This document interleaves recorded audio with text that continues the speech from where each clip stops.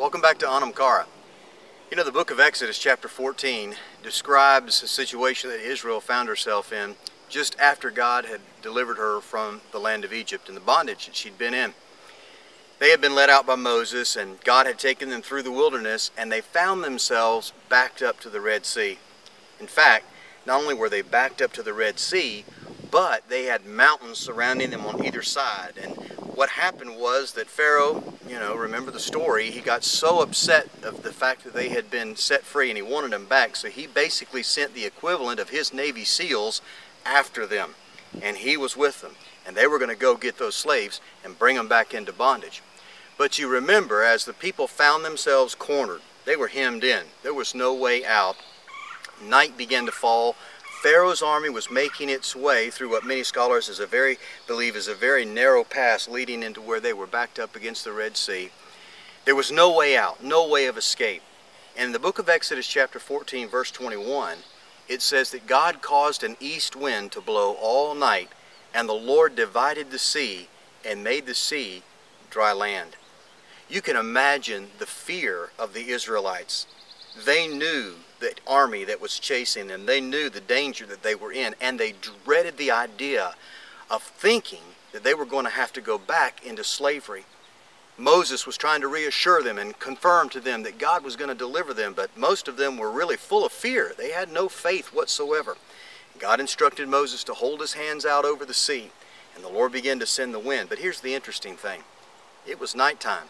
The pillar of fire was between the nation of Israel and the Egyptians, not over the sea. So as they stood there on that shore, they had no idea what was going on out in that ocean. They could not see that in the darkest hour of their existence, when they thought all is lost, there is no hope whatsoever, that God was making a path through the sea in the midst of the darkness.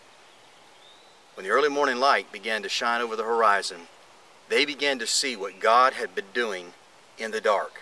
He had been making a way for them to escape. And as they crossed over that sea to the other side very safely, their enemies pursued them. And in that sea, in that path that God had made for them, He buried their enemies behind them once and for all, and they were free. In our lives, sometimes we get in places like that. Places that we feel darkness is enveloping us and surrounding us. Trials and difficulties come that we never thought we would ever face. And we feel like we're hemmed in. We have no way of escape. The Egyptians have pursued us, and they're about to take us captive again. There seems to be no way out. And it's dark. Fear begins to grip our heart. And we are crying out to God, God, save me. God, intervene. God, do something. And in the midst of that darkness, God asks us to trust Him. Because in the dark, He's doing something that we can't see. He is making a way of escape, even when we're not aware of it. And trust me, when the morning light begins to break for you, you're going to open your eyes up one day and you're going to see that a path has been made by God for you on dry land. And He's going to lead you out to a safe and secure place.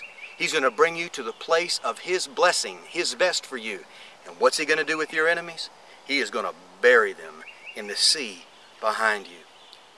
What does He want you to do? He simply asks you to trust Him, to believe that as His child, He loves you and He can never do you wrong. All He has in His heart for you is His very, very best. So whatever dark place you may be in right now, know this.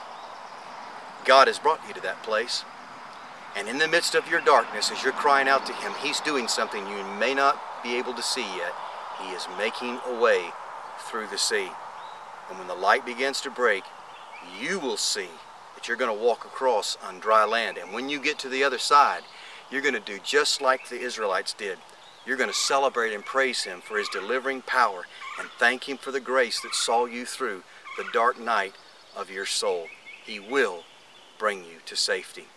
And as you walk with Him today, take some time to spend beholding Him who is beholding you and smiling.